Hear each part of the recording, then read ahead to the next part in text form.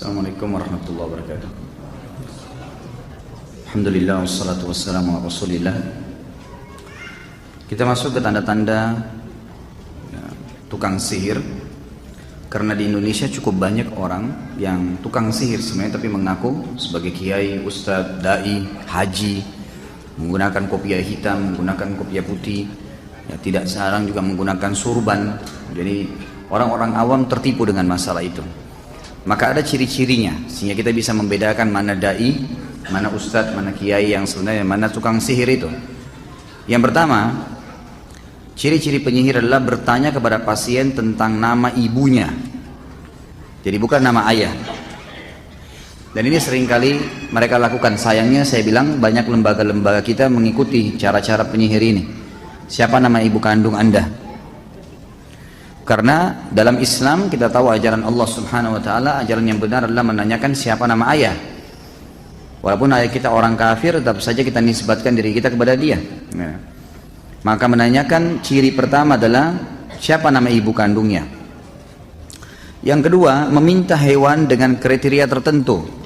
Misal ayam hitam, ayam putih, atau jenis burung-burungan. Itu didatangkan. Dan ini tidak mungkin, mustahil terjadi pada seorang ustadz atau kiai yang benar. Di jalan Allah nggak mungkin. Saya mau jawab pertanyaanmu tapi bawa kepada saya ayam putih. Itu nggak mungkin terjadi. Pernah nggak ada di sini saya minta ayam putih darinya? Hah? Atau minta kambing? Tidak pernah sama sekali. Nah itu ciri-ciri mereka. Yang ketiga, meminta darah dari hewan yang disembelih. Kalaupun hewan itu sudah didatangkan, dia suruh sembelih atau dukunnya menyembelihnya, tapi cara menyembelihnya sesuatu yang aneh, baik dengan menggunakan silet misalnya sehingga hewan itu tersiksa, atau menarik kepalanya, atau menjepit dan seterusnya. Dan itu tanpa menyebut nama Allah. Selain menyembelihnya selain cara yang Islam, cara yang diajarkan oleh Allah, juga dengan cara darahnya diambil, lalu dioleskan darah tersebut pada bagian tubuh pasien yang sakit atau yang datang mengeluh, dan memerintahkan agar sembelian tersebut tidak dimakan tapi dibuang di tempat-tempat reruntuhan atau dekat batu atau pohon, yang memang sebenarnya tujuannya untuk dijadikan sebagai sesajen bagi syaitan-syaitan yang telah membantu para dukun-dukun itu. Itu yang ketiga. Yang keempat, meminta jejak dari orang yang datang kepadanya seperti pakaian dalam, sisir, kuku, rambut, atau foto. Dan tentu di buku ini ada gambar ya, contoh rambut yang diikal-ikalkan. Mungkin karena kecil tidak kelihatan, tapi yang jelas kalau antum milikin buku ini akan kelihatan ya. Mungkin Pak Diarto bisa dekatkan kameranya biar jelas gitu ya. Jadi bisa tahu bahwasanya memang seperti ini ya. Tujuannya dia minta jejak dari pasien yang datang adalah karena pasien yang datang kepada dukun juga dianya sendiri disihir supaya menjadi pelanggan ya, sering datang, kapan-kapan saja bisa dikuatkan sihirnya, dia datang. Mungkin dia rindu sama dukunnya, mungkin dia ingin bertanya sesuatu, atau syaitan yang sedang ditugaskan memang diberhentikan sehingga reaksi sihirnya kurang dan seterusnya. Kemudian yang kelima, menulis mantra-mantra, simbol-simbol, huruf-huruf lepas, nomor-nomor atau dalam persegi empat atau lingkaran, baik itu dalam tulisan Arab atau tulisan yang lainnya. Yang keenam, memberikan jimat, baik itu dalam bentuk kepada pasien, diantaranya ada yang kecil dan besar, berbentuk segitiga atau segi empat, dilipat dalam kulit, potongan besi atau potongan perak.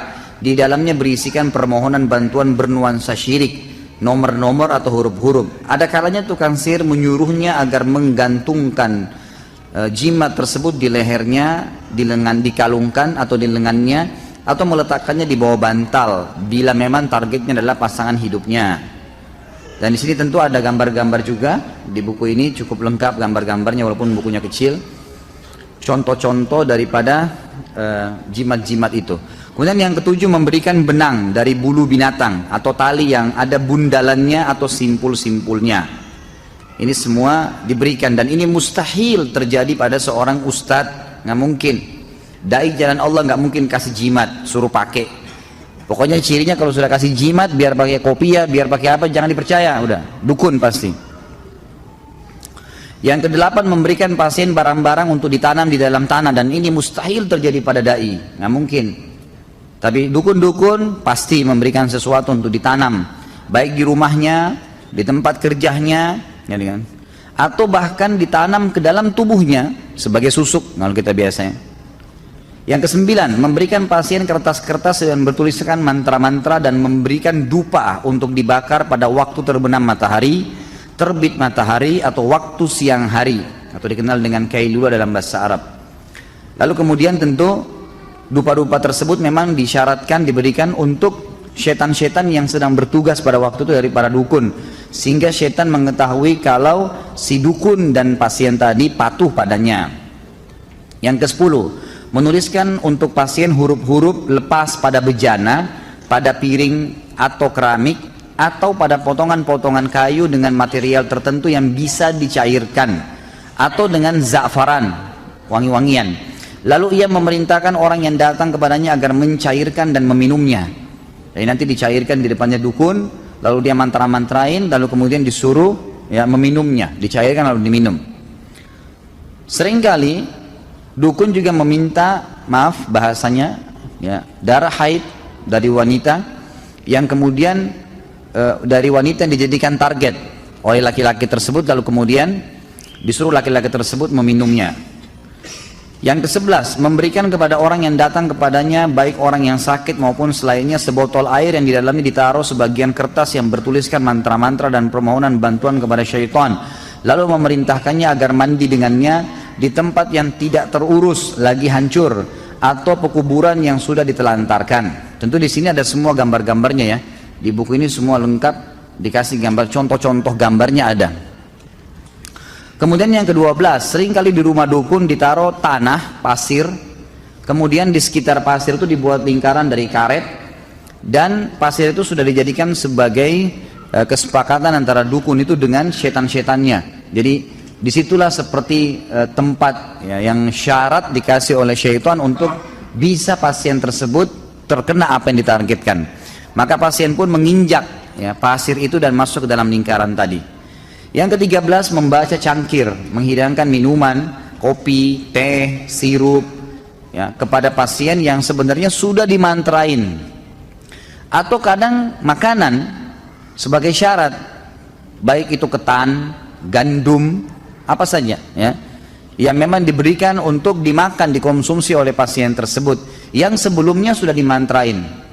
Maka pada saat tersisa kopi tersebut lalu dituang di cangkir, di piring, di anak piringnya, lalu kemudian diterkalah atau ditebaklah apa yang sedang menjadi jalan keluar dari masalah pasien tadi. Dan ini semua dusta ya, ini semua dusta hanya untuk menipu. Yang ke-14, membaca telapak tangan, garis-garis wajah ya. Ini semua ciri-ciri dukun. Nggak ada ustadz yang bilang sini saya lihat wajah kamu sini ya, sini telapak tangan kamu, sini saya lihat kuping kamu. Itu semua tidak benar. Yang ke-15, dukun menaruh kerikil, rumah kerang, biji kurma atau biji gandum di atas kulit binatang buas atau di atas sepotong kain yang khusus ditenun untuk praktek itu. Tentu di sini juga ada foto-foto, ada 6 foto yang beliau taruh di sini, ya, diangkat. Yang ke-16, menuangkan timah yang sudah dicairkan di sebuah wadah. Jadi timah dicairkan di sebuah wadah, sengaja dicairkan lalu kemudian diletakkan di depan pasien tersebut lalu dimantra-mantrain. Ke-17, memberikan cincin yang diukir dengan sebagian simbol dan mantra dengan bahasa cincin sudah diisi atau diberikan sesuatu. Ini paling banyak di Indonesia nih, ya. Jadi jangan aneh-aneh, pakai cincin yang biasa saja gitu. Yang ke-18, menampakkan simbol pengobatan untuk menipu orang awam dan orang-orang bodoh, seperti obat-obat dokter, bacaan-bacaan yang disyariatkan. Coba amalkan misalnya ayat kursi 100 kali, coba minum obat ini dan obat itu, tapi ternyata di sisi lainnya semuanya dikemas dengan sihir. Karena ayat Al-Quran bila ditambah satu huruf atau dikeluarkan satu huruf atau ditambah bahasa daerah atau nama seseorang, sudah berubah fungsi dari Al-Quran menjadi alat sihir. Jadi misal orang baca ayat tertentu kemudian dipotong tengah-tengah lalu dimasukkan bahasa daerah atau nama orang, atau dikurangi satu huruf ditambah satu huruf, maka cukup untuk menjadi alat sihir. Ke-19, menyuruhnya agar menggantungkan kharaza. Kharaza ini manik-manik biasanya berwarna biru, atau wada'ah, rumah kerang di leher hewan tunggangan atau kendaraan atau di dalam rumahnya. Jadi ini biasanya dibuat dengan ukiran-ukiran tertentu ya. Ke-21, tukang sihir menulis ya, Al-Quran, kemudian ditetesi darah haid untuk merendahkan Al-Quran. Menulis sebagian ungkapan-ungkapan syirik, simbol-simbol, permohonan batuan dan tulisan-tulisan yang keji atas Allah Subhanahu wa Ta'ala. Jadi biasanya ada ayat Al-Quran digunting oleh dukunnya, lalu dicelupin di darah haid, lalu dibilang dibungkus dengan kertas, ini simpan untuk menghina, seperti itulah. Kadang-kadang Al-Quran dibagi dua, dipotong, lalu ditaruh. Pernah kebongkar di Saudi itu, saya lihat cuplikannya, sampai Al-Quran dimasukin ke WC. Akhirnya ditangkap oleh kelompok Hizbah, ya, kelompok Hayy Amil Ma'ruf Nahi Mungkar, lalu dikeluarkan Al-Quran tersebut, lalu dicuci dengan bersih, lalu dituangin dengan minyak wangi oleh Hayy, lalu sihirnya dipenggal lehernya. 22, tukang sihir atau dukun memberikan kepada orang yang datang kembali kepadanya benda-benda aneh, seperti telur yang bertuliskan mantra atau tulisan Arab, atau gembok yang dilipat dengan kulit dan mantra. Ini semua mustahil ada pada seorang dai atau ustadz, nggak mungkin. 23, menyuruhnya agar membawa kulit serigala atau giginya, atau mengikatkan benang-benang hitam pada mobilnya. Semua itu termasuk ketergantungan kepada selain Allah. Seperti di sini ada gambar juga mobil truk, biasanya di spionnya besar supaya selamat dikasih kain hitam, gitu kan? Jadi ada gambar-gambar dikasih. 24, meminta benda-benda aneh yang sulit untuk dipenuhi jika pasien tidak mampu mendatangkannya karena si dukun mau menipunya, mau mengambil uang darinya. Maka tukang sihir meminta sejumlah uang besar darinya seraya mengatakan, aku akan mendatangkannya untukmu dari Raja Jin. Di antara contohnya, meminta 11 tikus yang ditangkap pada malam pada waktu siang, atau meminta tikus yatim atau kerabuta. Nah, ini saya sebagai ustadz aja baru tahu ada tikus yatim ya. Susah tuh kena nyari tikus yang mati ayahnya kan. 25, tukang sihir atau dukun mengabarkan identitas seseorang, namanya, nama ibunya, daerah asalnya, dan problem yang sedang dihadapinya yang karenanya dia datang. Jadi ternyata semua dukun itu, semua dukun, di depan rumahnya ada syaitan yang ditugaskan sama dia. Syaitan ini setiap ada pasien datang, bekerja sama dengan korinnya orang itu, pendampingnya dari syaitan.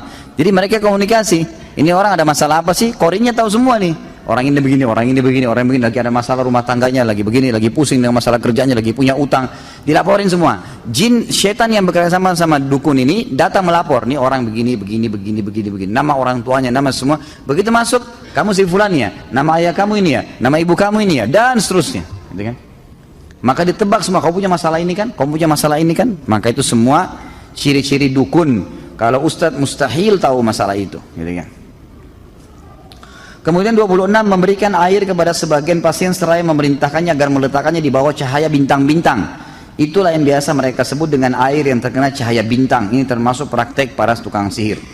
Yang ke-27, qomat kamit dan membaca azimat dan mantra-mantra yang tidak bisa difahami maknanya. 28, ciri yang terakhir adalah menyuruh pasien agar membundali benang-benang dan tali-tali pada pohon tertentu, sehingga pasien tersebut meyakini benang itu bisa memberikan manfaat. Seperti itulah, ini ciri semuanya dukun dan penyihir.